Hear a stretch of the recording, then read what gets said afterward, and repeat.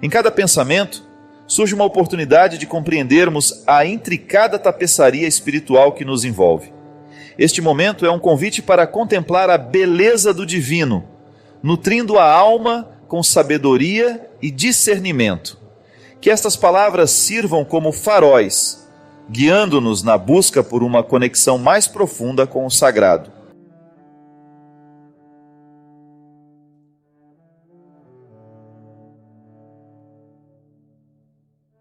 Padre Fábio, boa noite. De uns dias para cá eu tenho tido uma visão em relação a toda essa maldade existente que há no mundo. Até um tempo atrás eu costumava pensar que tudo isso era fruto do pecado de Adão e Eva.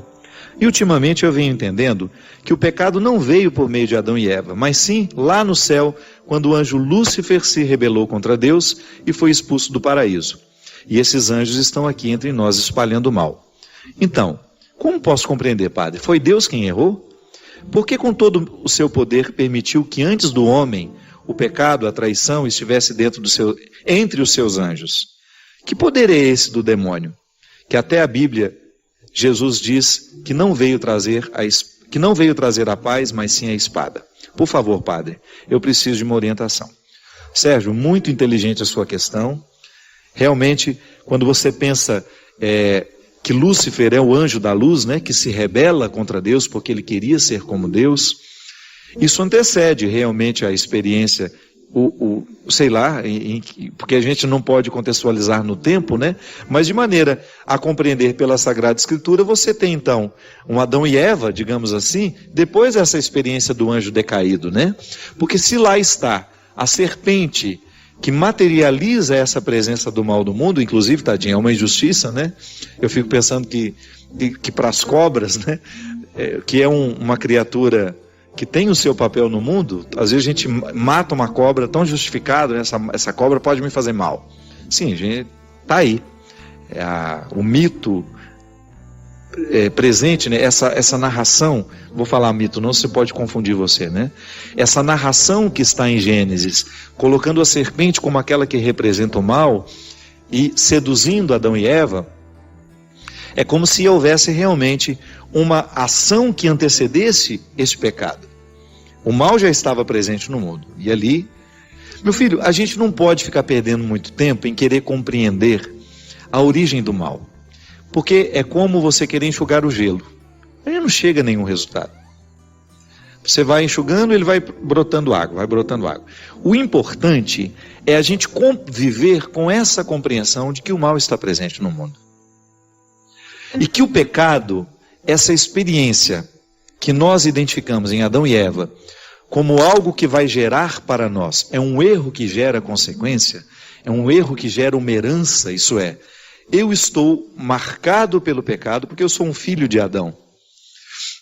Tudo isso é resolvido no momento em que o Cristo assume este pecado e o redime, através do mistério da encarnação, da sua morte, da sua ressurreição. Então, nós começamos a resolver o conflito assim. Eu trago dentro de mim as marcas de Adão, porque eu sou humano, eu sou frágil, eu tenho que estabelecer uma convivência com esse meu limite, como eu dizia, eu preciso fazer esse enfrentamento diário, preciso olhar para mim, para as minhas misérias e sem nenhuma hipocrisia lidar com elas. Eu não posso guardar isso na gaveta e fingir que não existe, não. Eu sou ciumento, eu sou desonesto, eu sou mentiroso, eu sou infiel. Estou dizendo, né?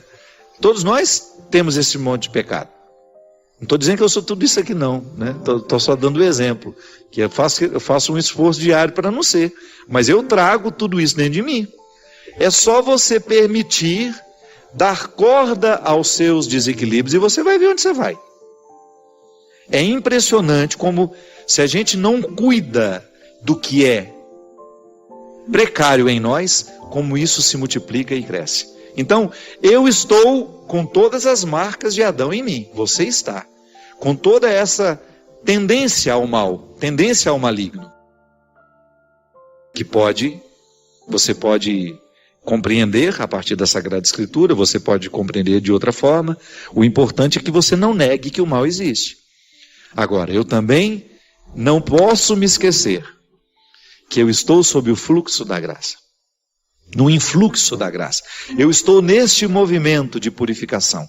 Cada vez que o Cristo vence os poderes de Adão em mim, o meu cristianismo se aflora como um testemunho muito positivo para o mundo. Então eu tenho como uma possibilidade lidar através dos meus enfrentamentos com as minhas questões adâmicas e transformar tudo isso que é miserável em mim em realidades bonitas que me fazem semelhantes ao Cristo. Então o caso não está perdido, né? Nós estamos sempre com a possibilidade de sermos beneficiados pela ação graciosa de Cristo em mim, em você, que nos salva diariamente de tudo aquilo que nos faz perder. Perder a vida, perder a beleza das coisas. Deus nos salva diariamente através de Cristo. Sua missão específica é essa. Sempre que nós enfrentamos aquilo que está nos jogando para baixo, e que com coragem a gente vai falar, é verdade, eu não preciso retornar às cebolas do Egito. Deus está me preparando algo muito melhor. Então, enfrente a vida como ela merece ser enfrentada. Enfrente os seus desconfortos. Enfrente as pessoas que lhe fazem cada vez mais regressar ao território da escravidão. Não tenha medo de tudo isso.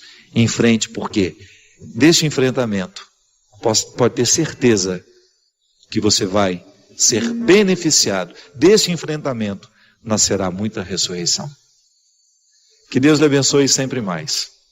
Que Ele derrame sobre o nosso coração essa coragem, para que a gente possa enfrentar tudo aquilo que em nós é pecaminoso, é precário. Boa noite, Padre Fábio. Vejo muitas pessoas comentarem sobre inveja, olho gordo, enfim. Tudo isso que parte das pessoas que não têm uma vivência ou experiência sobre quem vive bem. Minha família passou por um episódio de doença e infelizmente perdi minha mãe. Após passar por tudo isso, ouvi muitas pessoas afirmarem que este é um resultado da inveja, por sermos uma família unida, amorosa e feliz, e a nossa felicidade incomodava todo mundo. Não acredito que isso deva ser motivo, pois creio em Deus acima de tudo, mas gostaria de saber se realmente a inveja tem essa força toda que as pessoas dizem. A inveja, qual é o poder que uma inveja pode ter sobre nós? Quando a gente abre os nossos ouvidos para escutar o que os invejosos têm a dizerem, não é?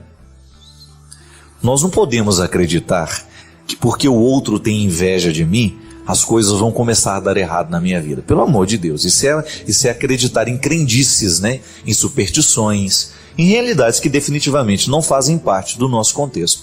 Eu, particularmente, gente, tenho um respeito muito grande a quem acredita, mas isso não faz parte das minhas crenças. Eu não tenho superstição de nada, não tenho medo, não tenho mesmo. Outro dia uma menina veio dizer para mim, padre, fizeram uma macumba para mim. Eu falei, minha filha, chuta logo essa macumba e vai viver a sua vida, né?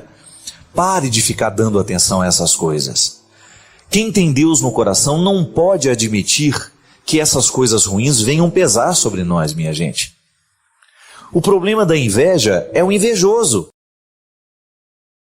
Agora, se você começa a dar ouvido aos invejosos, se você começa a viver a partir do que os invejosos estão dizendo, a partir das maldades que eles estão criando, você então vai verdadeiramente permitir que a inveja do outro tenha força sobre você.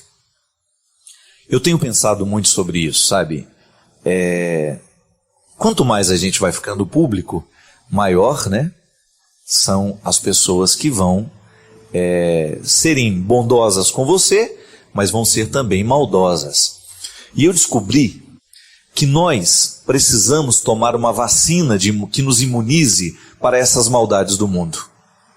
Da mesma maneira como uma mãe vai imunizar o filho para ele não pegar hepatite, para ele não pegar gripe, para ele não pegar essas doenças todas, meningite, nós precisamos tomar uma vacina todo ano que nos imunize das maldades do mundo.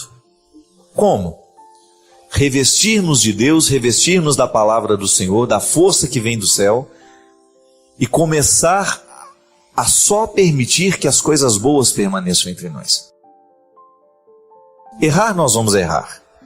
Crítica positiva, ela sempre será bem-vinda na nossa vida, mas nós não podemos permitir que a inveja venha destruir a nossa vida. Então a gente precisa aliviar o nosso coração de tudo isso. Meu filho, acreditar que a sua mãe morreu porque alguém tinha inveja da família de vocês, isso é um absurdo. Isso é um absurdo.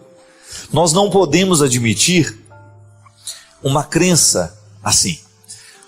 Acreditar que o que o outro me deseja mal possa verdadeiramente fazer um mal acontecer na minha vida, só tem sentido se eu permito que o mal dele entre na minha história, entre na minha vida. Eu sei que não é fácil administrar a inveja dos outros, sobretudo quando essas pessoas inventam histórias, quando elas começam a te prejudicar. Aliás, eu estava refletindo muito sobre isso no final do ano. A internet é um instrumento muito perigoso nos dias de hoje, porque se você solta uma fofoca lá na internet, até que você corrige aquilo, até que a pessoa que sofreu aquela afronta consegue provar que não é verdade aquilo que estão dizendo, né? Então veja bem, o que é uma pessoa, o que é a maldade humana, né? A maldade, a inveja, todas as coisas ruins que fazem parte da vida. Você não tem como se livrar disso. Isso vai estar onde existir pessoas humanas, onde existir gente, lá a maldade e a inveja estará presente. Agora, você precisa se vacinar, você precisa estar imune a esses males que o mundo lhe causa. Porque senão você vai ser destruído por tudo isso. O invejoso é aquele que está sempre de olho na vida do outro, né? Ele não tem tempo para viver a própria vida. Ele fica o tempo todo prestando atenção no que o outro está fazendo, no que o outro... Claro, e ele só vai prestar atenção no que o outro está errando.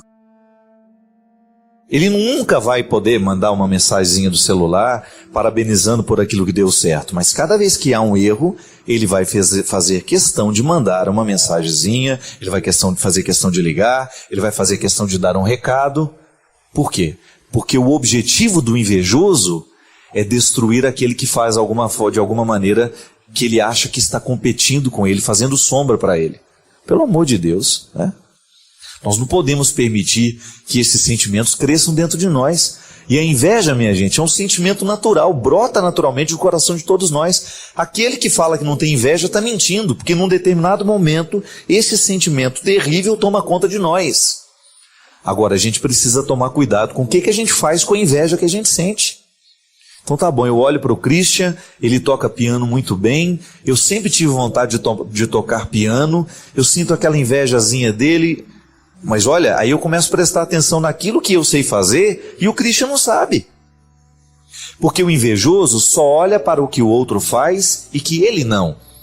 O invejoso tem uma dificuldade de perceber-se. Ele tem uma dificuldade de enumerar o que nele é valioso, o que nele é precioso. Para que eu vou ficar querendo o talento do Christian se eu já tenho uma série de talentos que o Christian não tem? É assim que vale a vida. E é nessa participação bonita de cooperação. Eu sempre tive vontade de tocar um instrumento, mas não tive tempo de aprender. Teria até tido facilidade de aprender, mas não aprendi. Mas é bom que eu começo a depender um pouco mais dos meus músicos também. Eu não sei trabalhar com carpintaria. Tudo bem, para isso que tem o carpinteiro. Se você já tem o seu ofício, se você já sabe fazer... Agora, a inveja nasce justamente neste momento. Quando eu começo a prestar atenção no que o outro tem e eu me esqueço do que eu sou capaz. Há tantas pessoas que são brilhantes, né? A vida inteira e que depois, no final de tudo, começam a jogar tudo fora. Os pés pelas mãos, né? É por isso que é interessante. Outro dia eu estava ouvindo É igual jogador de futebol, né? Jogador de futebol tem que sair de cena no auge. Concorda comigo? Porque senão ele vai virar... Ele é maravilhoso jogador, depois ele vai ficando cambeta, né? Vai ficando ruim, e ele começa a fazer um monte de coisa errada no campo, e ele vai ser lembrado pelas coisas erradas que ele fez no campo. Infelizmente é assim. Então, tão bonito como é chegar e fazer a coisa acontecer, também é saber sair de cena. Então agora eu já contribuí muito, vou começar a retirar o time de campo. Está na hora de me recolher. Vou deixar que os outros que estão mais jovens, que estão fazendo, que façam. A palavra daquele que soube sair de cena, ela sempre vai ter autoridade, desde que ela não seja mergulhada num contexto de inveja e de realidades ruins, que às vezes ficam diabólicas, né? A inveja é capaz de fazer o outro ficar diabólico. Ele não sabe fazer outra coisa senão falar mal dos outros. Ele não sabe fazer outra coisa senão colocar defeitos nos outros. E aí se expõe, né? Porque todo mundo sabe. Está falando mal, por quê? Porque tem inveja. Então isso é muito perigoso. Mas, meu filho, nunca podemos acreditar que essa inveja seja capaz de provocar esses desastres, essas desgraças todas. Senão nós vamos estar acreditando em superstição. O que a gente tem que neutralizar da inveja, primeiro momento, é ela dentro de nós, quando ela nasce naturalmente dentro do nosso coração, e a gente fica querendo o que é do outro. E neutralizar também o poder do invejoso sobre nós. O invejoso vai jogar as suas farpas. Então você dê um jeito de criar uma imunidade. Proteja-se dessas lanças que o invejoso está lançando em você.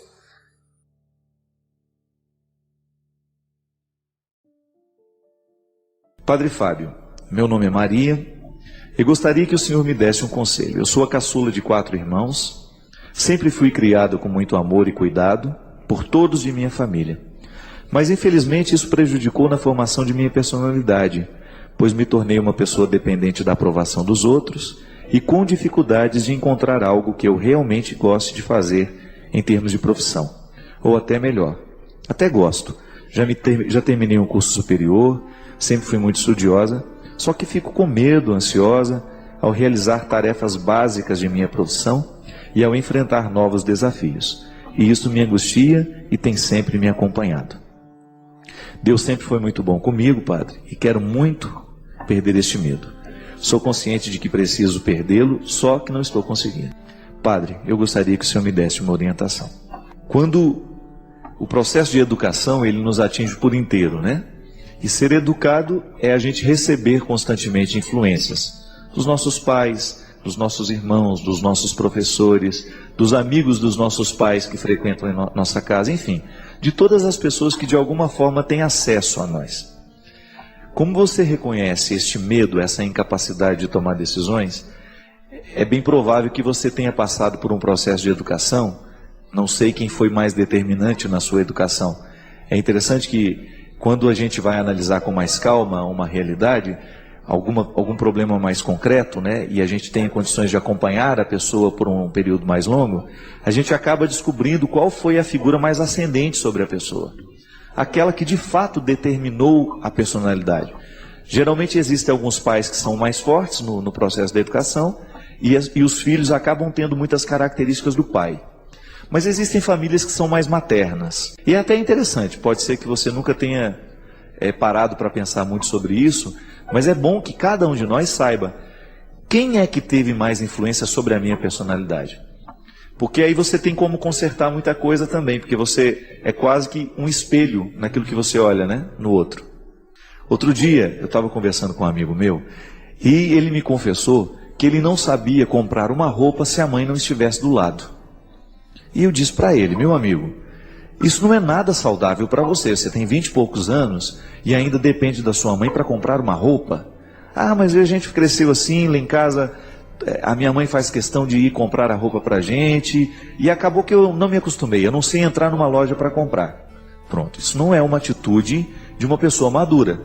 Porque no dia em que a mãe não está do lado, ele não funciona. A pessoa fica extremamente dependente da mãe. E para ele, qual que era o exercício prático? Começar a exercitar-se em entrar numa loja e comprar aquilo que ele quer. Desvincular um pouco a vontade dele da vontade da mãe. Perceber que é um indivíduo, que ele é diferente, que ele não é a extensão da mãe. Quando a gente educa uma criança, há duas possibilidades. Ou nós vamos educá-la para um processo de heteronomia e depois de autonomia, ou nós vamos educá-la para um processo de, aquilo que na psicologia a gente chama, você usou o termo dependência, né? Eu diria uma falta de quase que uma lacuna na personalidade, a ponto de impossibilitá-la de tomar decisões importantes, por exemplo, sem que ela esteja aprovada por um monte de gente por trás dela. Essa falta de autonomia é um problema muito sério, que nós podemos identificar desde o processo mais tenro da nossa idade. Quando ali você era criança e você dependia muito da aprovação do pai, da mãe. Infelizmente, quando as pessoas já estão crescidas, o processo de retorno para essa autonomia ele é sempre mais doloroso, ele é sempre mais difícil, mas é possível. Como? Quando você começar a se exercitar nas pequenas coisas. Agora eu falo para você que é mãe. Cuidado para você não educar os seus filhos como uma extensão de você. Extensão é aquilo que continua. Nós temos que continuar você. Um filho sempre é a continuidade da mãe e do pai, mas ele não pode ser a reprodução. Porque se você faz do filho, cria dentro do filho a necessidade de ele reproduzir o que você foi e o que você é, ou então o que você nunca foi, porque projeta nos filhos os seus sonhos e necessidades, você está educando esse filho para que ele não assuma a autonomia. Eu sei, minha gente, que para você que é mãe, para você que é pai, é difícil. Você nunca sabe quanto é que você está controlando ou quando é que você está cuidando. O cuidado é diferente do controle. E dá trabalho saber isso. Dá trabalho. Exigirá de você uma observância constante das suas atitudes. Ou nós vamos cuidar ou nós vamos controlar. Educação cuja base é o controle, os filhos não terão autonomia. Eles serão controlados. Uma criança, quando ela não tem nenhuma regra para ela vive um processo de anomia. Para ela, não há nenhuma regra. Ela faz o que ela bem entender. Depois que ela assume já uma certa maturidade, ela entra dentro do processo de heteronomia. Isto é, eu obedeço porque eu vejo alguém obedecendo também. A autonomia é quando você não precisa ver o outro obedecendo. Você já obedece porque você descobriu o valor daquilo. É a pessoa ser capaz de descobrir o valor por ela mesma. Veja bem, pessoas como a Maria sofrem essa dificuldade. Ela não vê o valor por ela mesma. Ela está sempre na dependência de alguém que viu por ela. A dependência de pai e mãe tem limite. E nós precisamos estabelecer esses limites. Quem estabelece? Claro que deveria ser pai e mãe. Se eles não sabem estabelecer, o filho vai chegar um momento em que ele vai ter que reivindicar isso. E às vezes, Maria, esse problema que você nos conta aqui, ele é o problema de muitos de nós, de muitas pessoas que estão nos assistindo agora, que também sofrem desta dependência, desta incapacidade de assumir uma vida com as próprias mãos. Quando é que você vai perceber que está controlando o filho? Quando você estiver desrespeitando a maturidade que o seu filho já tem para decidir. Cuidado é quando você faz pelo outro aquilo que ele ainda não pode.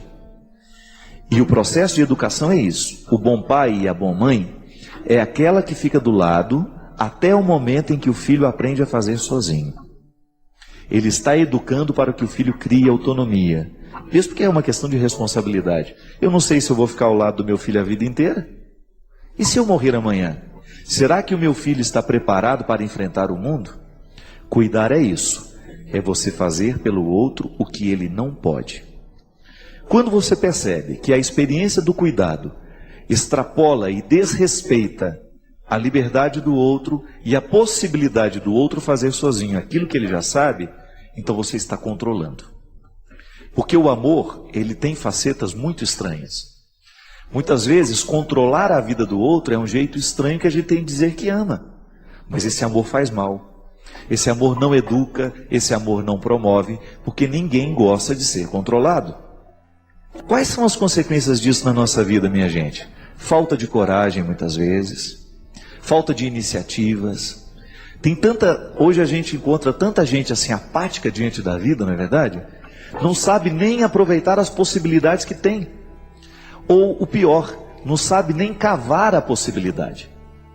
Educar um filho para não ter autonomia é você prendê-lo a você a vida inteira. E na hora que você morre, o que é que sobra do seu filho?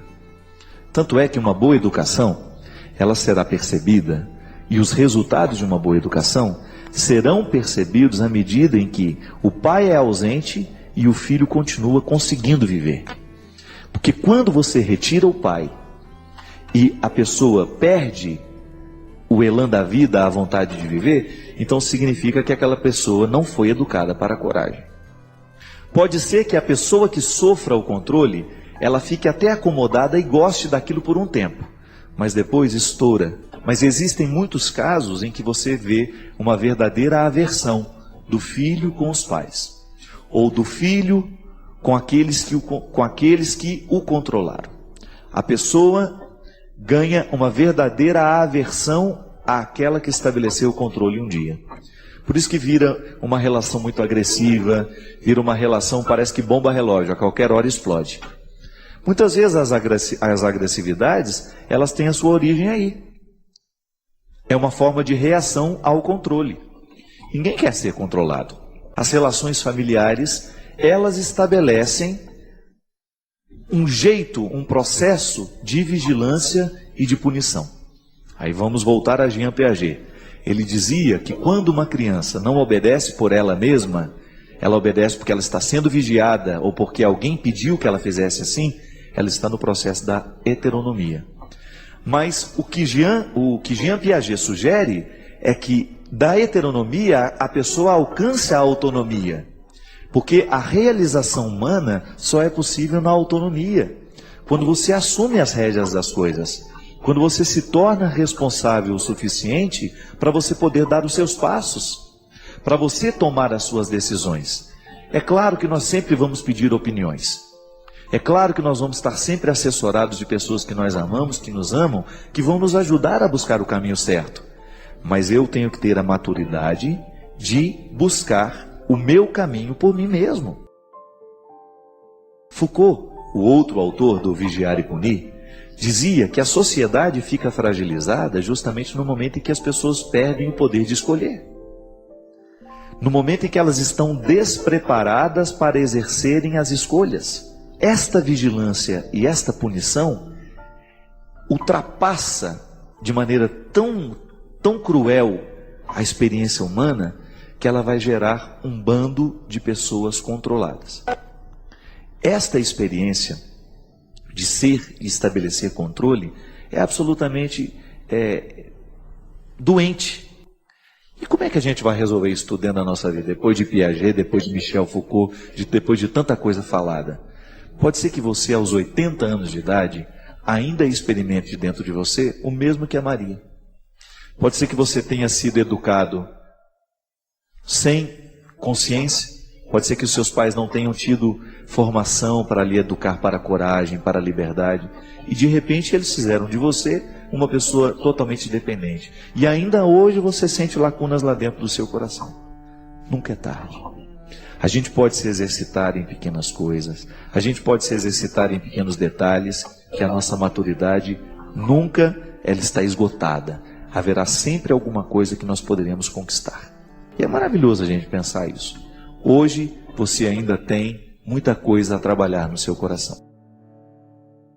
Que a vida seja sempre um processo dinâmico de crescimento. Por isso, Maria, ainda existe muita coisa que você precisa e pode alcançar. Vai trabalhando aí dentro do seu coração esta autonomia nas pequenas coisas, vai trabalhando a sua vontade de vencer nas pequenas coisas e você pode ter certeza que você vai alcançar um bom resultado.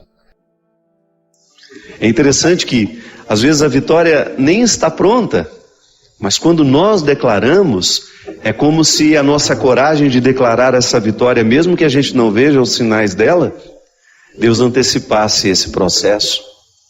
Porque a vitória, para acontecer, nós precisamos acolher a graça de Deus e precisamos fazer a nossa parte. E quando nós declaramos a vitória, a nossa mente se programa. É como se ela se permitisse viver aquilo que nós já proclamamos. Porque o estado de fracasso, minha gente, ele tem um poder assolador sobre nós. Quando nós alimentamos, sabe, no dia a dia, você sabe o que eu estou dizendo? Porque isso é muito comum na nossa vida. Quando as coisas começam a dar errado, quando não acontecem de acordo com a nossa expectativa, com aquilo que a gente havia planejado, é natural que a gente se sinta, talvez não fracassados, mas a gente se sinta frustrados. A frustração faz parte da vida humana. Mas a frustração, quando ela não é trabalhada para a gente poder superar, né? Porque é natural que a gente se frustre, mas não é natural que a gente permaneça muito tempo frustrado. A gente já falou aqui tantas vezes da capacidade humana de superação, né? A gente vê tantas pessoas sendo capazes de superar as dificuldades da vida, e a gente se entusiasma a ser capaz também. É a força do testemunho do outro na nossa história. Por isso que é tão bom a gente ouvir o testemunho de alguém que conseguiu, de alguém que passou por dores semelhantes a nossas e foi além, não ficou parado nelas. Antes de subir ao palco, tive a oportunidade de conhecer a Ângela.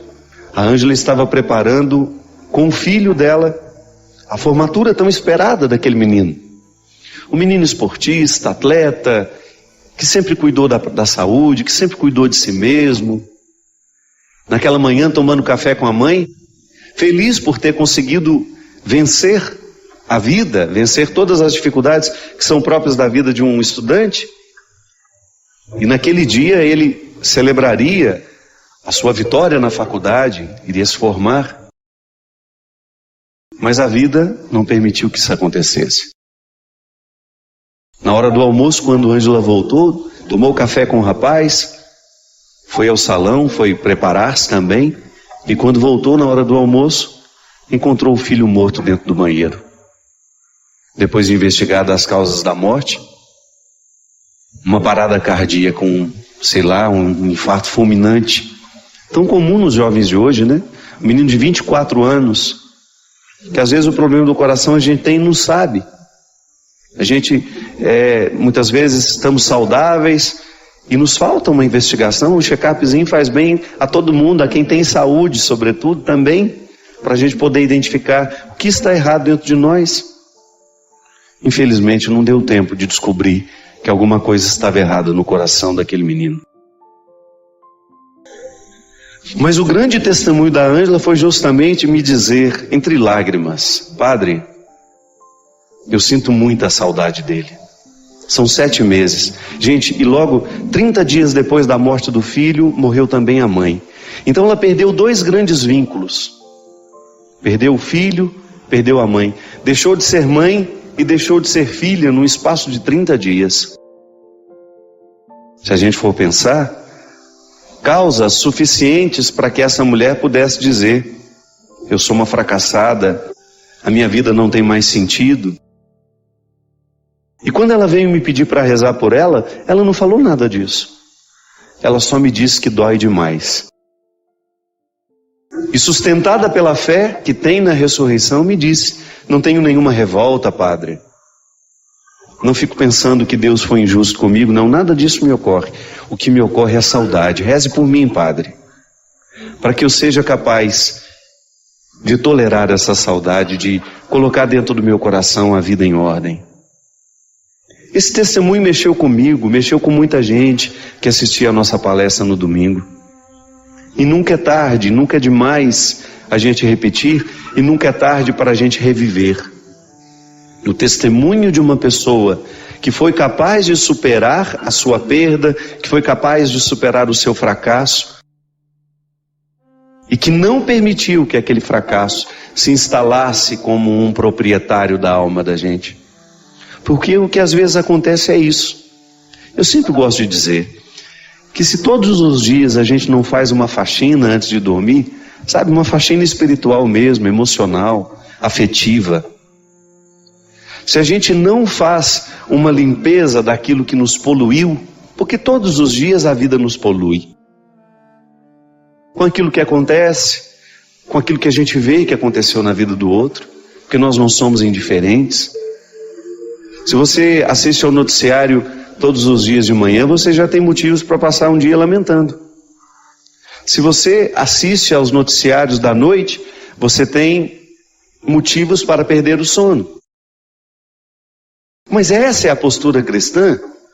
Será que a nossa indignação, que nós devemos ter quando a gente vê uma coisa ruim acontecendo, passa em assumir o fracasso que aquele acontecimento nos traz? Não. A indignação não é fracasso. A indignação É a gente se posicionar sabendo que o mundo não tem de ser assim. Não é natural que uma pessoa mate a outra, não é natural que a gente seja injusto, não é natural que a gente vá fazer uma coisa ruim ao outro, como tantas vezes são noticiadas. As notícias, o conteúdo das notícias que nos chegam, estão recheadas de traição, de injustiça, de impunidade, de assassinato, de ódio, roubo. A gente fica indignado porque o mundo não tem de ser assim. Mas qual é o papel dessa indignação? Provocar dentro de nós o desejo de fazer esse mundo ser diferente, então, a partir da parte que nos cabe. Como a Ângela fez. A Ângela, ao sentir a dor de perder um filho e de perder a mãe, ela resolveu recrutar tudo o que a fé havia dado ela ao longo da vida. E resolveu proclamar a vitória, mesmo com o rosto coberto de lágrimas. Aí volta ao início. Quando a gente proclama uma vitória, mesmo sem a gente ter ainda a matéria-prima daquela vitória já nas mãos, a gente dispõe o espírito a não mergulhar no fracasso. É como se a graça de Deus se antecipasse dentro de nós, nos ajudando a compreender aquele momento difícil e nos dando o entendimento de que a vitória chegará. Porque o desafio do que sofre, aquele que está sofrendo hoje, por exemplo, uma perda, pode ser que você esteja me assistindo e você tenha sepultado um ente querido hoje. Pode ser que você tenha visto morrer um amigo, um filho, um pai, uma mãe, um irmão. É assim. Todos os dias alguém está perdendo. Mas a graça de Deus hoje pode lhe visitar, não lhe retirando essa saudade, porque esse é um processo humano. Deus não tem como retirar o que é humano.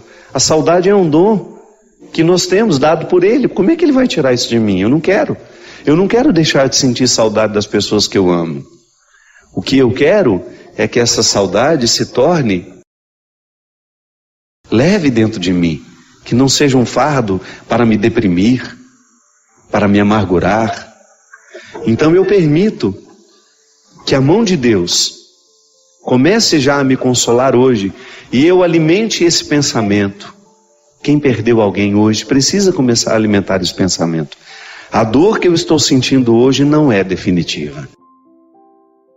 Porque o grande problema do sofrimento é quando nós olhamos para ele e quando a gente sente aquela dor terrível, tão próxima do acontecimento, é natural que doa de maneira terrível, mas a gente começar a alimentar a esperança de que essa dor vai mudar o formato dela, de que ela será sim suportável. Por mais difícil que nos pareça o dia de hoje, você pode ter certeza que, se bem vivido, se vivenciado tudo isso, com fé no coração, deixando-se visitar por essa sabedoria divina de que tudo vai passar, que vai ficar diferente, esse dia tão terrível hoje pode ser num futuro um dia de aprendizado. Porque é assim que as pessoas crescem. É assim que nós superamos. É assim que nós avançamos. Eu fico pensando, né? Eu tive uma vida muito difícil sempre. A vida na minha casa não é fácil até hoje. Eu tenho muitos motivos para poder desanimar. Tenho muitos. Todos os dias eu tenho motivos para desanimar. Por aquilo que eu não consigo com os meus irmãos, com os meus amigos, com aquilo que eu não consigo comigo mesmo, por aqueles que eu vejo morrer, por aqueles jovens que eu gostaria tanto que estivessem vivendo diferente, mas não. Estão lá perdidos nas drogas, na prostituição socializada, no álcool. Por ver o meu país tão injusto, por ver tantas vezes os nossos governantes fazendo o absolutamente contrário do que deveriam fazer. Deveriam cuidar da gente, mas às vezes saqueiam o cofre público, lá onde nós depositamos os nossos impostos, para que este país seja melhor, para que a gente tenha saúde, para que a gente tenha segurança, para que os nossos filhos tenham uma boa educação. Todos os dias nós temos motivos para desanimar. Todos os dias você também tem motivo para jogar a toalha e dizer, olha, a partir de hoje eu não luto mais. Mas não é assim que se faz gente grande. Não é desistindo que se faz gente grande. E por isso que vale a pena o testemunho, porque você vê que o outro não, que você não está sofrendo sozinho, que isso é humano. Eu gosto de dizer, né? Falo no meu livro, no Quem Me Roubou de Mim, que nós muitas vezes estamos estranhos às questões humanas. Nós estamos ficando estranhos a nós mesmos. Nós estamos estranhos ao sofrimento. Nós estamos estranhos à morte, como se isso não fizesse parte da nossa vida. Como se isso não fosse um processo natural da vida. Não pode ser assim. Esse livro aí que está aparecendo, ó, Quem Me Roubou de Mim, além de falar do sequestro da subjetividade, fala justamente dessas perdas que o mundo contemporâneo, que o mundo de hoje está nos trazendo. Prejuízos terríveis. Por quê? Porque a gente não se reflete, a gente não se pensa. E quem não se pensa vai ter muita dificuldade de pensar a vida com mais amplitude, porque a maneira como eu me penso reflete na maneira como eu penso a minha vida. Como eu olho para as pessoas, a maneira como eu me olho reflete na maneira como eu olho para o outro. Então, esses sofrimentos que fizeram parte de você ao longo deste ano, eles têm que lhe trazer um fruto, sim. E se não trouxeram, você pode ficar esperto.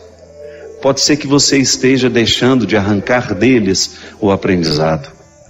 Pode ser que você esteja guardando os fracassos na estante, sabe? Sem reciclá-los. Não, fracasso tem que ser reciclado. Aquilo que você lutou, eu posso dizer, encontrei tantas pessoas que passaram pela batalha contra o câncer, ou porque lutaram consigo mesmas, ou porque lutaram com as pessoas mais próximas. Só quem já passou por isso sabe como é difícil. Mas depois que passa, depois que termina, não é verdade? Você olha para o cabelo que voltou a crescer e você identifica que aqueles cabelos representam sonhos. Só quem precisou perder os cabelos para fazer um tratamento de quimioterapia sabe o que é a alegria de vê-los nascendo novamente. Só quem precisou passar pelo mal-estar de uma quimioterapia, de ficar tantas vezes horas e horas dentro de um hospital esperando pelo atendimento, e depois você ver o resultado de que aquilo deu certo, de que o tumor regrediu, ou então a cirurgia que fez, que foi bem sucedida. Então quando renascem os cabelos, meu Deus, que respeito nós precisamos ter por esses cabelos que nascem. São mais que cabelos. É o renascimento de sonhos, de esperança, de futuro. É alguém que de alguma forma pode dizer, a vida aqui venceu. E nós continuaremos lutando por essa vida. Porque só quem se viu nesse limite, nesse limiar estreito entre vida e morte, saberá identificar o quão a vida é preciosa. E deixaremos de reclamar menos. Reclamaremos menos. Porque um dia a gente viveu esse limiar e a gente sabe muito bem. Há 3 meses que eu estou lutando, com um problema que eu tive nesse ouvido esquerdo. Há 3 meses eu não sei o que é silêncio. Eu que gosto tanto. Então às vezes eu acho que eu vou ficar louco com um barulho que não termina dentro do meu ouvido. Eu tive uma pequena perda de audição, provocada não sei porquê, sei lá. São tantos os motivos que podem provocar aquilo que eles chamam de surdez súbita. O que é a surdez súbita? Quando você de repente acorda com um barulho no seu ouvido, você vai e faz uma audiometria, que é um exame que mede a audição. Aí eu descobri que eu perdi 3 frequências graves. Nem fazem falta. Poderia viver perfeitamente sem elas. Até o doutor Daniel, que tem me acompanhado, me disse, padre, é um diagnóstico muito bom. Depois outros médicos, amigos meus também, doutor Vianney lá em Petrópolis, que eu tive a oportunidade também de conversar, de passar por ele, fui tão bem atendido por ele, todo mundo dizendo, o diagnóstico é muito bom. Quando se perde frequências graves, se recupera praticamente tudo novamente. Só uma questão de tempo. Mas o problema, minha gente, não é essa bendita frequência grave que eu perdi, não. O problema é conviver com esse barulho, esse zumbido dia e noite, Sabe quando você deita para dormir cansado e você não consegue dormir porque aquele barulho te perturba, te perturba, te perturba? E ontem, graças a Deus, eu tive assim um dia tranquilo. Foi o primeiro dia em que eu posso dizer que o zumbido não ficou o tempo todo. Foi o primeiro dia em que eu tive a oportunidade de voltar a saborear alguns momentos de silêncio. Ele não foi embora, está aqui. Vai, volta, fica baixinho, fica mais alto. Mas ontem eu vivi um dia inteiro naquele silêncio que eu gosto, que me faz bem. Você não pode imaginar de como eu valorizei aquilo. Você não pode imaginar de como para mim foi gratificante ter a oportunidade de valorizar uma situação que às vezes passa despercebido, porque eu me acostumei com ela. Então, como agora eu estou tendo de conviver com um barulho no meu ouvido, e se Deus quiser, vou dar um jeito de curar isso, né? Ou pelo menos diminuir isso, para eu não ficar louco, né? Senão a gente fica louco, a gente não consegue se concentrar, tudo fica mais penoso, a gente fica mais cansado, menos paciente com as coisas. Então, sabe, quando você experimenta aquilo que antes você tinha e não sabia valorizar. Se Deus me der a graça de ser curado disso, você pode ter certeza que eu nunca mais vou interpretar o silêncio da mesma forma. Porque passar 3 meses com esse barulho o tempo todo no seu ouvido não é brincadeira. Então, quando eu tiver a oportunidade, como eu tive ontem, temporária, mas tive, de voltar a experimentar o silêncio, eu quero saborear aquilo com todas as forças da minha alma. Porque para isso serve o sofrimento. Por isso que eu estou lhe dizendo, o que lhe aborreceu ao longo desse ano? O que foi penoso para você? Eu dei meu testemunho, falei o testemunho da Ângela. A minha história é tão pequenininha, perto de tantos sofrimentos que a gente teve. A gente teve a Célia, nossa amiga aqui, que trabalha conosco, que enfrentou o ano passado, um pouco esse ano também, né, Célia? Ainda na continuidade do tratamento, né? 2010, 2011, continua em tratamento. A Célia sabe, nós vimos quando os cabelos da Célia caíram e depois vimos a alegria quando nasceram. Está aqui trabalhando, feliz da vida, levando a mãe dela por onde vai, com amor, com carinho. Mostra a Célia para nós, essa menina tão especial, tão cheia de Deus, que foi um testemunho para nós aqui, para quem esteve ao lado dela. Aliás, eu fico pensando assim no mistério dessa continuidade, né? Bonito a gente pensar, a gente perceber como é que as pessoas continuam dentro de nós de um jeito tão intenso. As pessoas não terminam. E elas não terminarão à medida em que elas continuarem amadas assim. Quando você percebe que a sua fala está impregnada pela sabedoria de uma mulher que nunca frequentou a escola. A minha mãe não teve oportunidade de ir para a escola. A minha mãe frequentou, me parece que só até o 3º ano, se eu não me engano. E no entanto eu fico vendo assim que na hora que eu perco o discurso inteligente, na hora que não me sobra muito daquilo que eu estudei, sabe? O que me socorre é o que a minha mãe me ensinou. Talvez você até possa dizer isso comigo, né? Quantas vezes o programa deu certo porque minha mãe estava aqui. Quando a gente mantém as pessoas vivas dentro de nós, quase que como uma forma de fazer justiça, né? Uma forma de dar voz aos que não têm, né? Uma forma de emprestar, né, o corpo a quem não pode estar aqui. Assim como a gente pode ressuscitar os que foram embora já. Outro dia eu estava pensando, a minha mãe sabe assim, ela sabe o quanto que eu amei o Robinho, né? E eu me lembro que quando ele morreu, ela foi a pessoa que mais ficou do meu lado, assim, naqueles dias. Porque ela sabia do quanto nós éramos amigos e ela sempre me dizia isso. Que era uma amizade que ela admirava muito. E eu fico pensando assim nessa capacidade que às vezes a vida nos dá de o outro continuar dentro de nós. A gente já não sabe mais dizer o nome da gente sem a gente lembrar o nome dos outros também, né? Quando você percebe que por uma força misteriosa As pessoas já morreram, elas não existem mais, mas de alguma forma elas estão legitimamente representadas naquilo que a gente é. E eu agradeço muito a Deus por isso, sabe? Agradeço a Deus pela oportunidade de poder experimentar na minha carne o que os discípulos experimentaram.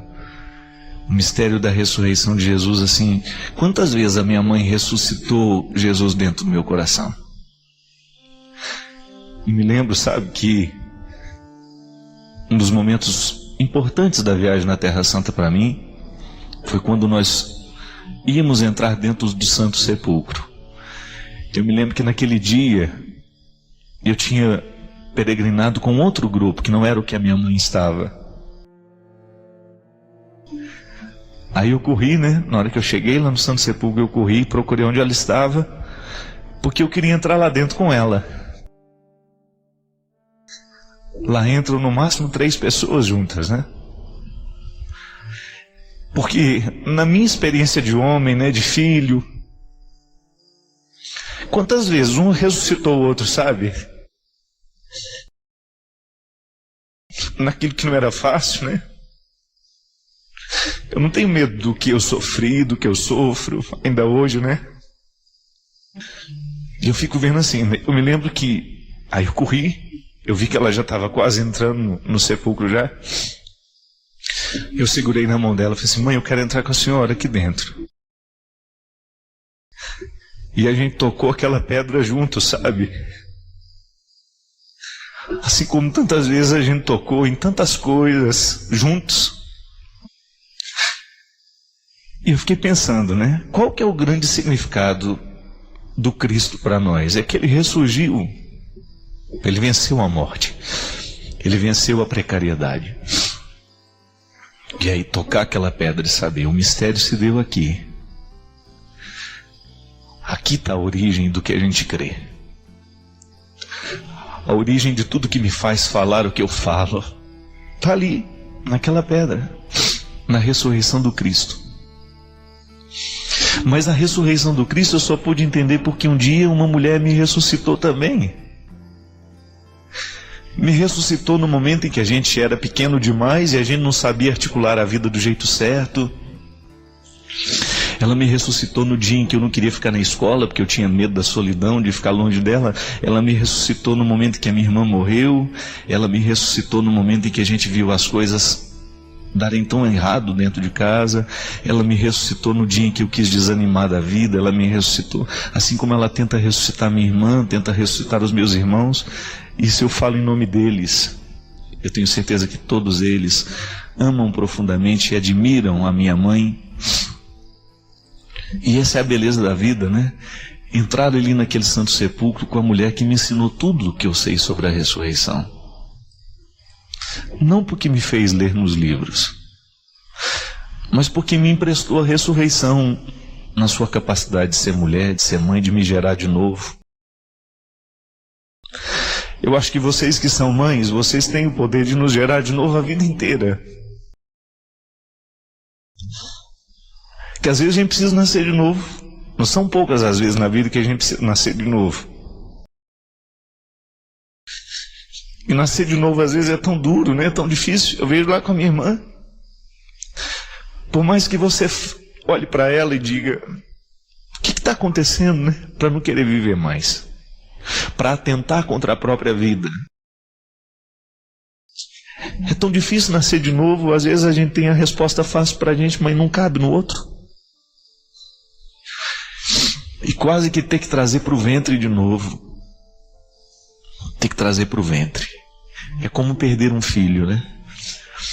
O desejo parece que é, diante do filho morto, colocá-lo dentro da barriga de novo, para ver se a vida volta. São poucas as vezes, minha gente, em que nós estamos assim também. A vida parece que escapando de nós. Ainda hoje eu conversava isso com o Léo. Como hoje as pessoas estão fracas, né? Como as pessoas hoje estão sem vontade de viver. Como o sofrimento tem sido causa de derrota para tanta gente. E às vezes falta essa nossa experiência de olhar de olhar nos olhos e de redescobrir ali um significado para a gente ir adiante. E só é possível com quem a gente ama, viu? Não tem outro jeito não. E só é possível quando a gente olha nos olhos de quem nos ama mesmo, de quem sabe tudo sobre nós, ou que sabe boa parte daquilo que nós somos. Quando empresta, olha, eu sei que está difícil para você hoje, eu te empresto um pouquinho de mim. Eu sei que hoje você não tem condições de ficar em pé sozinho, eu te empresto um pouquinho de mim. Me empresta um pouco do seu sorriso, né, na hora da minha dor, me empresta um pouco da sua lágrima, me empresta um pouco do seu colo. Nós precisamos fazer isso o tempo todo. Porque esse é o grande significado. Às vezes a gente fica... São tantas as perguntas que a gente tem aqui. Padre, como é que a gente faz? Padre, como é que a gente faz? Padre. Às vezes o segredo é simples, mas é por ser simples demais que às vezes a gente não entende, que nós queremos coisas muito complicadas. Às vezes o cristianismo ele só é possível assim, quando você olha para Jesus e vê que ele emprestava o tempo todo. Não sei quanto tempo Eu não sei quanto tempo que Jesus vai ter que me emprestar o sorriso dele. Pode ser que o meu volte amanhã, mas enquanto eu não tenho, eu fico com o dele. Isso é o cristianismo. Eu não sei quanto tempo eu vou precisar da esperança de Jesus. Pode ser que amanhã a minha volte, eu devolvo a dele. Mas isso é o significado mais bonito. Jesus olhava as pessoas e emprestavam para ela o que faltava. Assim como na vizinhança, né, nas vizinhanças mais próximas. Me empresta uma colherzinha de açúcar para eu terminar de adoçar o café aqui. Me empresta uma colherzinha de sal, senão não tem como terminar o almoço. Quantas vezes eu ouvi isso lá em casa? As vizinhas, a minha mãe com as comadres, uma emprestando para a outra o tempero que faltava para terminar o almoço. Só que às vezes, minha gente, os temperos que nós precisamos são outros hoje. Hoje, às vezes, o que falta no nosso armário não é material. Hoje, o que falta dentro das nossas panelas, muitas vezes, não é a comida. O que falta na nossa vida não é o material só. Mas aí a gente não sabe a quem pedir. Muitas vezes nós temos até liberdade de pedir materialmente alguma coisa a alguém, mas quando isso entra no campo do espiritual, daquilo que os nossos olhos não podem enxergar, fica difícil. Como é que você vai chegar para alguém e falar, olha, me empresta a sua casa para hoje eu entrar e eu ficar aí quietinho com vocês? Assim como eu fiz essa semana, dei uma fugidinha, que eu precisava de uma casa, uma família, e fui onde eu sei que eu tenho. Não que na minha casa eu não tenha, porque ficava longe de onde eu estava. Mas quando você vai, para você ser mais um, quando você percebe que você está precisando ali de que alguém empreste para você um pouco de fraternidade, e você não está tendo, busca. Às vezes as nossas necessidades são mínimas. Às vezes você fica aí no canto, né, na sua vida, no seu sofrimento, também perdendo a vontade de viver, assim como a minha irmã, e de repente você precisa só que alguém lhe empreste um sorriso, que alguém lhe empreste uma generosidade, que alguém lhe estenda a mão. É o que Jesus fazia. E nisso estava o senhorio dele, e nisso estava a sua capacidade de arrebanhar as multidões. E nisso cai por terra todo o poder de denominação religiosa, porque no fundo o que sobra é gente. Não importa se somos católicos, não importa se somos espíritas, evangélicos, budistas, ateus, o que sobra depois de tudo isso é gente, é coração sofrido, é coração machucado, é coração que precisa de atenção, é coração doente, coração solitário, que sofre das piores vergonhas. Às vezes a gente precisa de algumas coisas que a gente tem até vergonha de pedir. Eu sei. Às vezes o que você precisa na vida é tão pequeno que você tem vergonha de pedir. Mas aí quem sabe seja a hora de nós então modificarmos o nosso jeito de olhar para as coisas, para as pessoas. Se eu esquecer o que Jesus me ensina, se eu esquecer o que Jesus me faz crer, se eu esquecer o que a dona Ana me ensinou a respeito dele, se eu retirar a pedra daquele santo sepulcro, se eu esquecer o que aconteceu ali, eu não tenho nada, absolutamente nada de novo para inventar, para dizer e para solucionar aqui, para propor, não. Agora, quando a gente olha para Jesus e a gente descobre que Ele tem uma capacidade imensa de nos emprestar sentido. Aí então a gente descobre o sentido que nos falta. Porque se Ele tem e eu posso ter, a partir do que Ele me oferece, a minha missão de padre é a sua de padre. Eu sei que tantos padres nos assistem. É sua missão de religiosa, é sua missão de cristã. A possibilidade de você aproximar-se de alguém que não tem aquilo que você tem. Então hoje eu estou cheio de esperanças, eu estou cheio de alegria. Eu me aproximo de quem não tem e empresto. Mas não é aquele empréstimo que a gente pega de volta, não. É o empréstimo porque é mútuo, né? Assim como eu estou dando alguma coisa, eu também estou recebendo. E nisso está aquilo que eu falava. A gente continua nas pessoas, a gente não termina, não. A gente não termina. A gente vai assim, como se fosse um exercício de continuidade. A gente vai na ponte. Pessoas são como pontes, viu? As pessoas representam na nossa vida o mesmo que as pontes representam nas estradas. Existem algumas estradas que a gente só pode continuar porque houve uma ponte para nos levar adiante. Existem estradas e lugares que só poderão ser conhecidos se a gente atravessar a ponte que nos separa. Eu me lembro que um dos maiores medos que eu tive na minha vida, minha gente, era uma ponte de ferro. Sabe essas pontes de estrada ferroviária que cortam as cidades muitas vezes? Uma que tem lá em Formiga até hoje. E eu não tenho vergonha de falar que eu tenho medo até hoje da ponte. Porque aquela ponte, ela era famosa por ser perigosa. Ela ficava sobre o rio Formiga, ali na região da Vargem Grande, e ali o trem passava. Então se a gente fosse pego no meio daquela ponte, no momento que o trem passava, meu Deus do céu. E eu tinha muito medo daquela ponte. Tanto é que o outro lado do asfalto, o outro lado da ponte, era um lugar que para mim era fascinante, porque era um lugar que eu nunca tinha ido. Eu me recordo que a primeira vez que os meus irmãos me pegaram no colo, eu me lembro que foi o Camilo que estava comigo. Ele ia muito naquela região, para ir na casa do Mazinho, um amigo dele lá. Quando ele me colocou no colo, estava ele, mais um monte de amigos dele, mais alguns meus.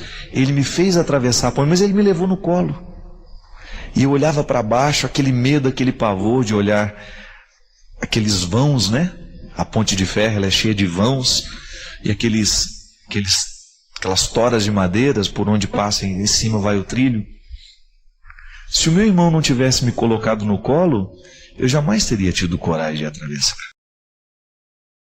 Por isso eu digo, pessoas são como pontes, que nos ajudam a atravessar, que nos ajudam a superar o medo, que nos ajuda a ir adiante.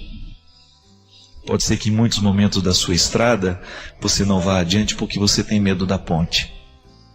Não tenha medo.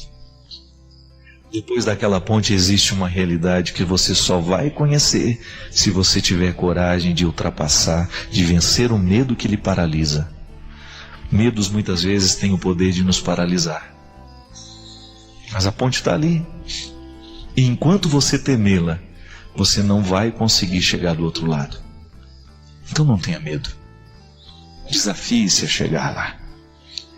Há muitos lugares que estão preparados e reservados para você.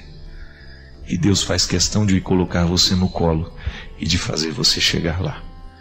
Com a força de seu Filho Jesus, que é um especialista em humanidade. Jesus é especialista em humanidade. Jesus é especialista em atravessar pontes perigosas.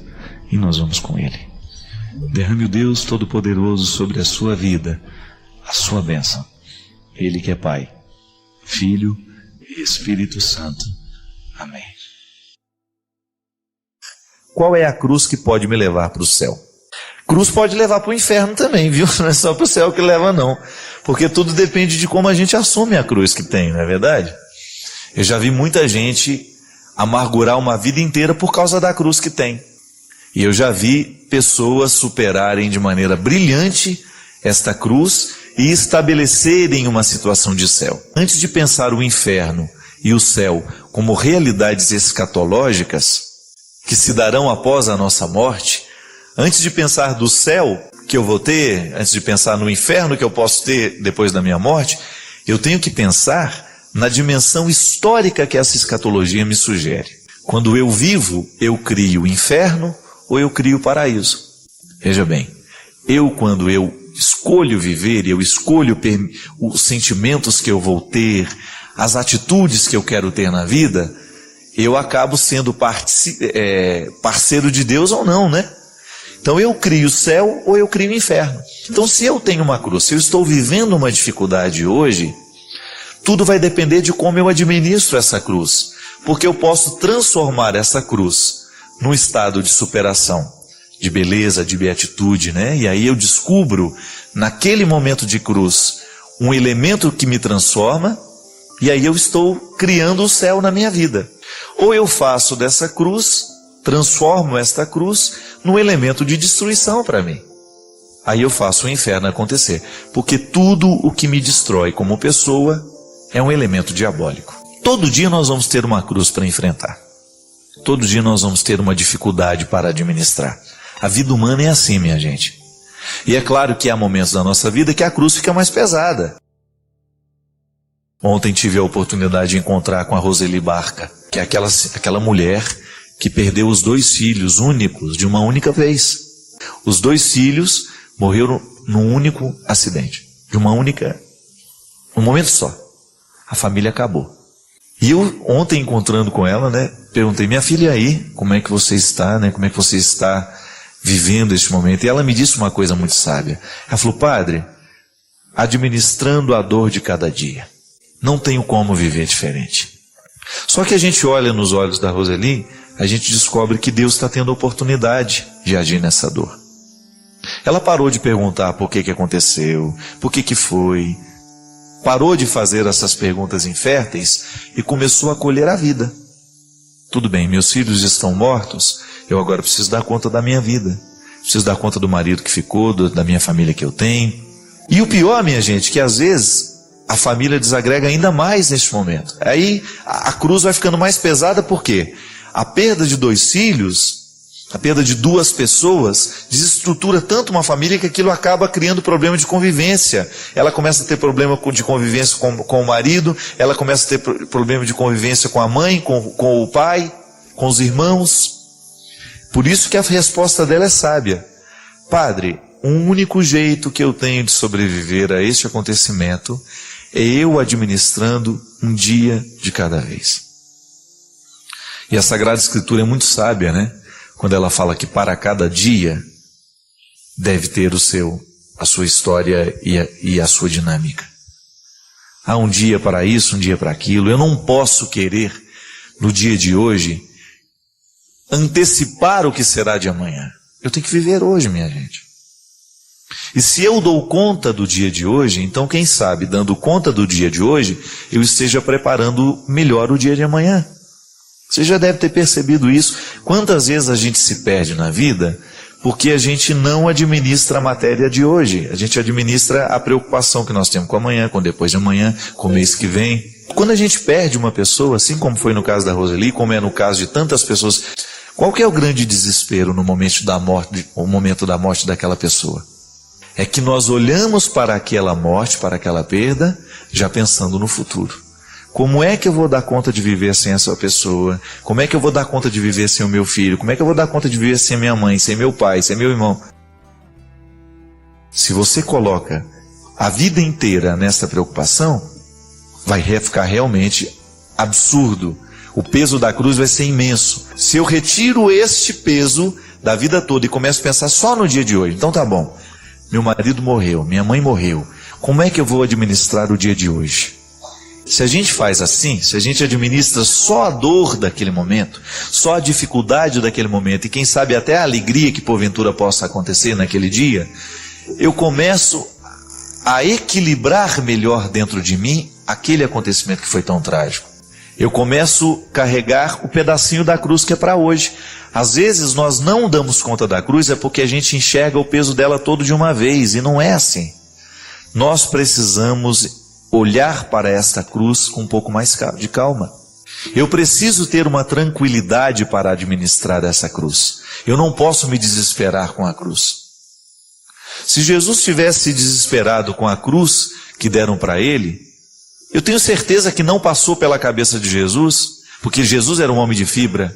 Eu não vou dar conta de chegar até o final. Ai, meu pai, eu vou ter que levar essa cruz até o Calvário. Não. Ele pensou passo por passo da cruz. E no momento que não deu conta, caiu, levantou, viveu passo por passo da cruz. A cruz que nos leva para o céu é aquela que nós administramos parte por parte. É como se você olha para um lugar que está pegando fogo e você fica desesperado porque você tem que sair dali. Como é que você vai sair dali? Administrando o fogo todo? Não. Você vai administrar o pequeno detalhe onde não há fogo. E é ali que você vai buscar a saída. Se você olha para a casa toda pegando fogo e se desespera, você vai morrer queimado lá dentro. Agora, se você olha para a casa toda pegando fogo, procura manter a calma e observa os detalhes do fogo, você vai ver que há lugares para você sair. E esta cruz nos leva para o céu, sabe por quê? Porque ela não gera desespero, ela gera sofrimento. Não há cruz que não tenha sofrimento, minha gente. Isso é ilusão da nossa parte, pensar que nós vamos passar pela cruz sem sofrer. Se é cruz, é sofrimento. Agora, o sofrimento não precisa ser determinante, ele não precisa nos destruir. Ah, padre, é bonito na fala, não é não? Nem na fala isso é bonito. É bonito é na prática, é o contrário. Quando você começa a descobrir que há um jeito de sobreviver ao momento mais difícil. E depois, quando você olha para trás, falei, eu não acredito que eu consegui passar por aquilo. E aí você agradece a Deus porque você sabe que aquele momento de dificuldade, porque foi bem administrado, gerou um crescimento maravilhoso dentro de você. Isso é céu, isso é paraíso, isso é superação. Se você não se desespera diante do sofrimento e você o encara com maturidade, você vai extrair dele todo o ensinamento que ele tem. Eu tenho certeza absoluta disso. Fala a partir do que eu já vivi, do que eu experimento, do que eu vivo ainda hoje e de tudo aquilo que Deus já me deu a oportunidade de ver, minha gente. O seara do sofrimento no mundo é grande. E o meu trabalho me permite entrar nestes searas, conhecer estes sofrimentos de perto. Como padre, eu vejo o avesso. Eu tenho acesso aos bastidores da humanidade o tempo todo. E o que eu vejo? E ali me surpreendo. As pessoas mais interessantes que eu encontrei nessa vida são pessoas que sofreram muito, mas sofreram de um jeito certo. E as pessoas, as piores que eu encontrei, é duro usar esse termo, mas as pessoas mais maldosas, as mais rancorosas, as mais amargas, são aquelas que sofreram demais e não souberam administrar os seus sofrimentos. Foram pessoas que passaram por processos muito duros de sofrimentos e que não tiveram condições de administrar. Aí devolvem para o mundo essa desgraça toda que um dia foi pequenininha dentro do coração deles, mas que cresceu. Ninguém é por acaso não, minha gente. Nenhum ser humano é incoerente. Ele sempre age de acordo com uma história que ele está tendo. Eu que estou de fora posso até perceber a incoerência e posso até alertá-lo para isso. Mas ele está agindo de acordo com uma história que ele teve. É por isso que Deus precisa entrar nesse processo para nos ajudar a organizar esse passado. A cruz muitas vezes entrou na vida daquela pessoa e foi causa de destruição. Por quê? Porque ela não soube administrar. É por isso que a gente precisa ter muito cuidado, né? Qual é a dor que hoje a gente enfrenta? Qual é a dificuldade que hoje está batendo na porta da nossa vida? E o que é que nós estamos fazendo com essa dor, com esse sofrimento? Porque aquilo que a gente vai ser no futuro, aquilo que a gente vai ser amanhã, depende do trabalho que nós estamos realizando, fazendo com a dor que hoje a gente tem. E eu tive aqui um contato hoje com uma pessoa que entrou em contato, ela não quer ser identificada, e ela tem um questionamento a respeito do suicídio. Ela me diz, padre, o senhor acha que uma pessoa que cometeu suicídio cumpriu a vontade de Deus? Deus permite tudo isso, padre? Posso acreditar na salvação da alma de uma pessoa que retirou a própria vida? Minha irmã se suicidou quando tinha 30 anos. A irmã que suicidou, né, tinha 30 anos. Era funcionária pública e não tinha nenhum problema financeiro, era solteira e tinha depressão. E antes de suicidar, ela esteve na Canção Nova, venceu muitas barreiras, mas logo depois se matou. E quem está escrevendo, ela diz assim: padre, eu rezo, faço muitas orações, pois eu mesma estou muito bloqueada após a morte da minha irmã. Eu não consigo superar tudo o que aconteceu. Não consigo falar muito sobre o assunto, choro demais e não estou aceitando o acontecimento. E tenho muitas dúvidas sobre a salvação da alma da minha irmã. Desculpa, o irmão é homem. Ele deixou uma carta dizendo que estava fazendo isso e que era para eu cuidar da nossa família. É realmente um baque muito triste, né? O suicídio, ele gera na família essa dúvida cruel. Porque nós crescemos ouvindo, né, que toda pessoa que retira a sua própria vida não tem salvação. Por outro lado, minha gente, nós precisamos tomar uma distância de tudo isso que nós já ouvimos e escutar um pouco a psicologia também. Uma pessoa, quando comete um suicídio, ela pode estar fora de si, ela pode estar fora da liberdade, porque a igreja nos ensina coisas muito preciosas que a gente precisa considerar. Por exemplo, a igreja diz que é pecado quando existe a concessão, a liberdade. Então, se uma pessoa não tem o conhecimento de que aquilo é um pecado, eu não posso imputar uma culpa naquela pessoa. Ela desconhecia o fato de ser pecado. Isso é ausência de conhecimento. E a igreja também considera que, para haver pecado, é preciso ter liberdade. E aí a reflexão é muito ampla. Nós não podemos ser simplista. Quando é que você é livre, por exemplo?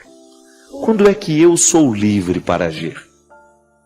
A psicologia nos ensina, nos ajuda a entender o contexto da liberdade humana, nos dizendo que uma ação para ser livre, eu preciso estar em plena posse de todos os meus recursos humanos para deliberar, isso é, para realizar aquilo e ter uma responsabilidade sobre aquilo que eu faço.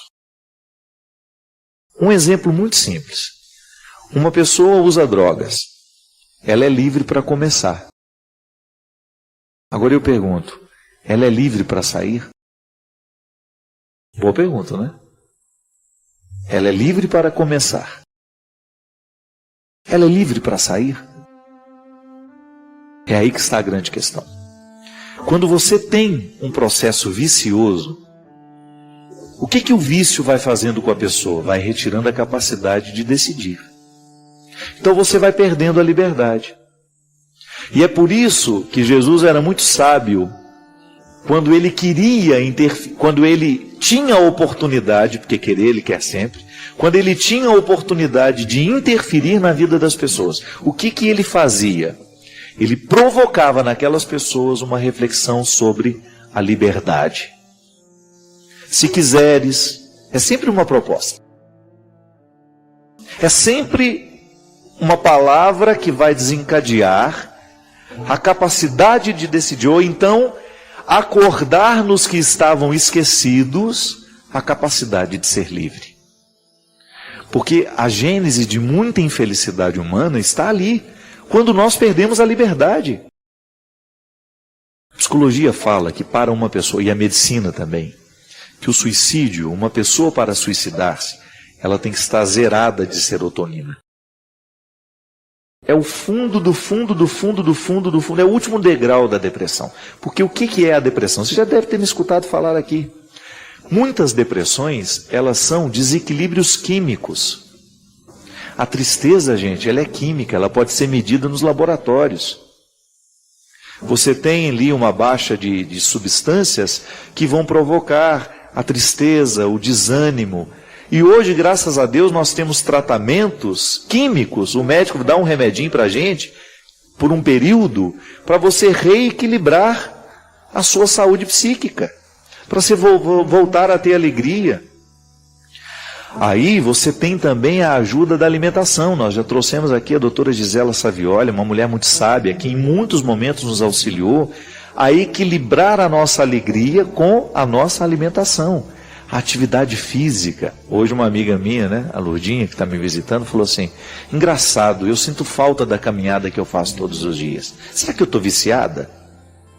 Tá, um bom vício. O seu organismo acostumou-se com o bem-estar que ele recebe toda vez que você faz uma atividade física. Porque ele desperta, o organismo é estimulado a produzir a química do bendito bem-estar, gente. Então uma pessoa, quando ela se mata, ela está zerada de serotonina, não existe disposição nenhuma nela. Aí eu pergunto, ela foi livre para isso? Não cabe a nós julgar. Agora, uma reflexão como essa pode aliviar muitas famílias que estão carregando esse fardo terrível de pensar: será que meu filho recebeu a salvação, padre?